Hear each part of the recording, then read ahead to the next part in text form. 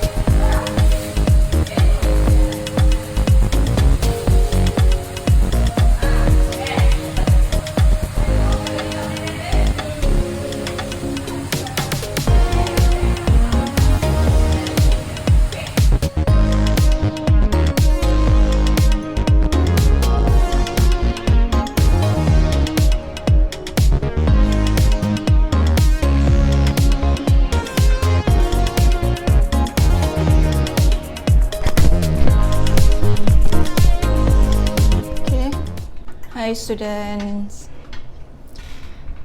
Alright, so hari ni teacher akan bercakap pasal AdMaths. Tips untuk mendapat A+ untuk AdMaths kamu. Okay, so teacher ambil SPM tahun 2003. So untuk AdMaths teacher dapat A+. Now teacher dah mengajar AdMaths selama 13 tahun, 12 tahun macam tu. So teacher ada student yang A+, teacher ada student yang A, teacher ada student yang A-, teacher ada student yang B+, ada student yang B saja, ada yang C, ada C+. Teacher ada yang fail ke? Teacher tak tahu. So sekarang teacher bercakap pasal aim kita untuk dapat A+. Now teacher bukan pelajar yang straight A+. Teacher masa form 4, teacher belajar sikit-sikit. Teacher tak terus pandai untuk buat maths. Now, first kali kamu nak kena faham, teacher tak pergi tuition. Teacher tak ada pergi tuition. Kecuali in between antara form 4 dengan form 5, teacher pergi intensive class. Disebabkan kerana kawan teacher yang duduk kat MRSM, dia ajak teacher, dia suruh teman. So mak teacher lebih kepada paksa teacher lah, suruh pergi sebab teacher tak dapat. Teacher masa time belajar tu teacher dapat C saja. Okay, masa form 4 memang dapat C saja, tak pernah dapat B, tak pernah dapat A. So masa time teacher pergi ke kelas intensif tu, which is cikgu sekolah teacher yang buat, apa cara mereka buat ialah drill soalan, hanya buat drill soalan saja. So budak MRSM ni kalau kamu nampak, mereka diberi banyak sangat soalan. So at least ada 100 soalan untuk homework macam tu.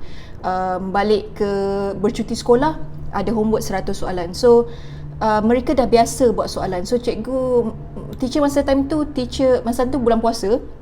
So kamu bayang kalau bulan puasa macam mana, penat je kan. And it turns out rupanya pergi tuition still boleh fokus lagi budak-budak tu. So teacher nampak kat situ teacher lemah.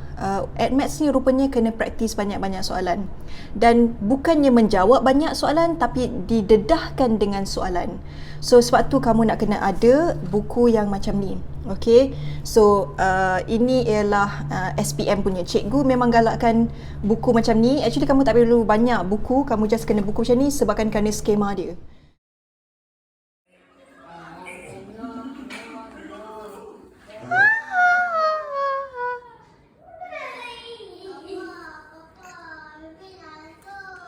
Wow, kasut Ahmad.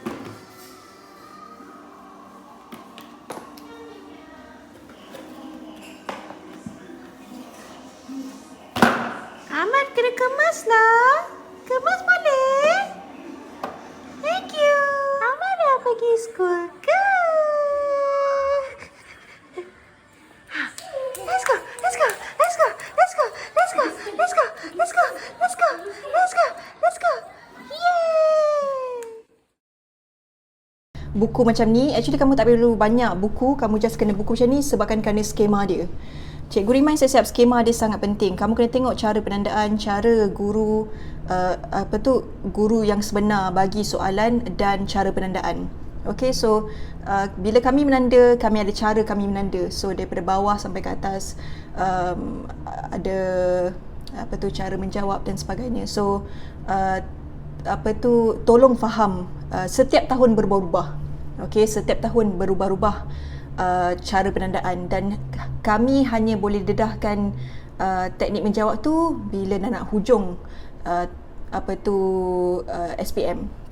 So balik semula kepada yang teacher cerita tadi tu. So apa teacher perasan masa time tu kami belajar differentiation, iaitu perbezaan. So kamu tahulah perbezaan ni sangat susah dan somehow masa tu teacher form 4 naik ke form 5 benda tu jadi senang sebabkan kerana kita latih to be. Jawab banyak-banyak soalan, rupanya benda tu jadi senang. So teacher sedar masa time tu yang bahawa actually benda ni senang je, kita kena praktis banyak-banyak jawab soalan. Dan just cuba menjawab. Tanya soalan kalau tak faham, tanya, tengok cara guru tu jawab dan sebagainya. So teacher belajar daripada situ. Yes, again teacher tak pergi tuition.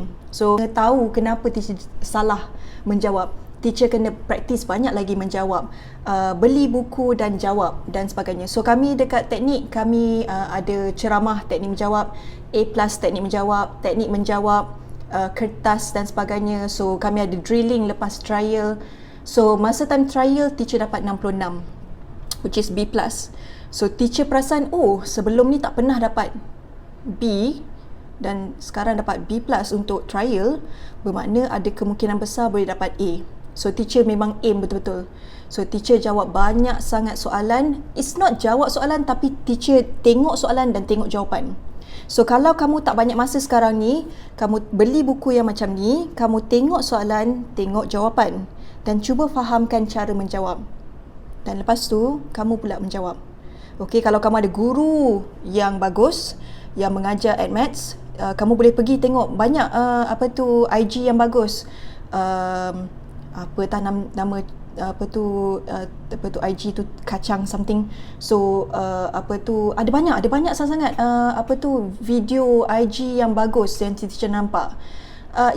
Mungkin mereka punya jalan kerja tu panjang tapi tak banyak teknik menjawab, tapi masih lagi konsep yang sama, masih lagi tips yang bagus bagi teacher. Okay, so mungkin cara teacher berbeza sikit dengan cara mereka hanya disebabkan kerana cara teacher mengajar ataupun cara teacher diajar.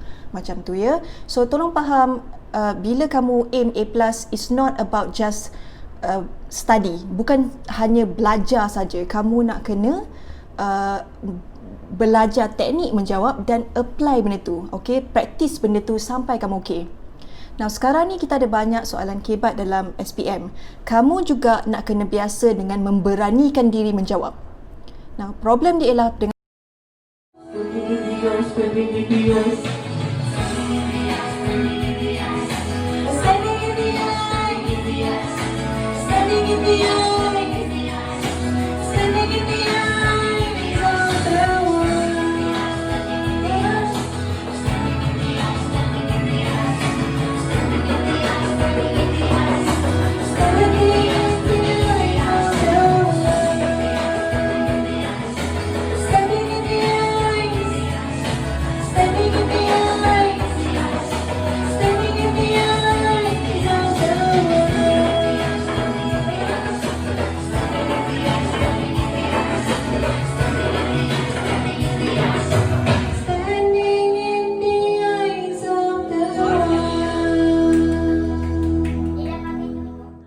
Macam tu ya. So tolong faham, bila kamu aim A+, it's not about just study. Bukan hanya belajar saja. Kamu nak kena belajar teknik menjawab dan apply benda tu. Okay, practice benda tu sampai kamu okay. Now sekarang ni kita ada banyak soalan kebat dalam SPM. Kamu juga nak kena biasa dengan memberanikan diri menjawab. Now problem dia ialah dengan pelajar ialah dia takut.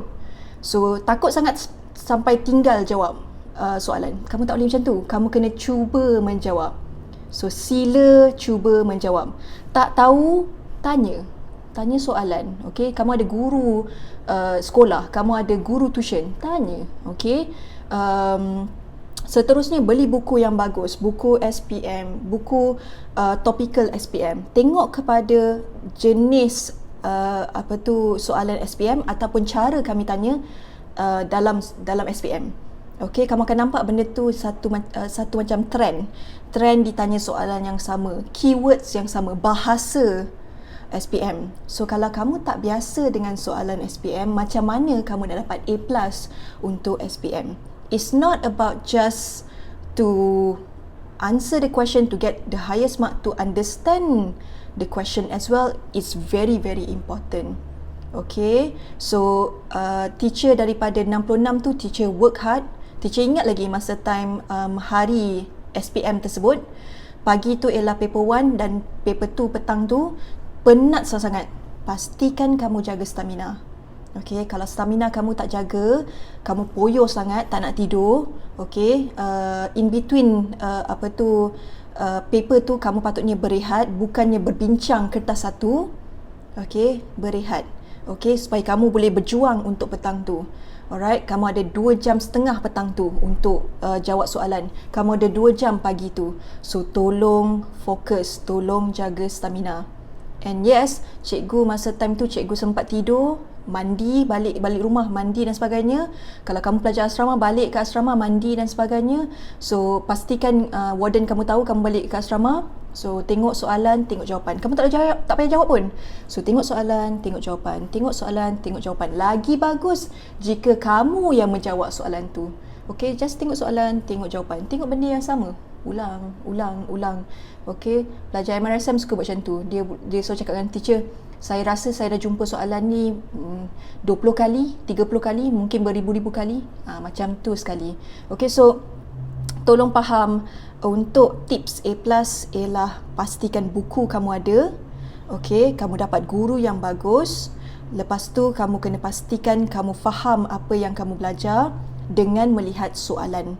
Okay, dengan melihat jawapan. Skema dia, praktis menjawab soalan macam tu. Okey, jangan takut dengan soalan kebat. Soalan tu berulang benda yang sama, so kamu kena didedahkan dengan soalan-soalan tersebut. Okey, so tak lama lagi teacher akan buat teknik menjawab untuk paper 1 dengan paper 2. So kamu boleh lihat macam mana cara menjawab yang sebenar, macam mana jaga masa dan macam mana aim untuk dapat A+. Okey, untuk paper. Alright, see you soon. Bye.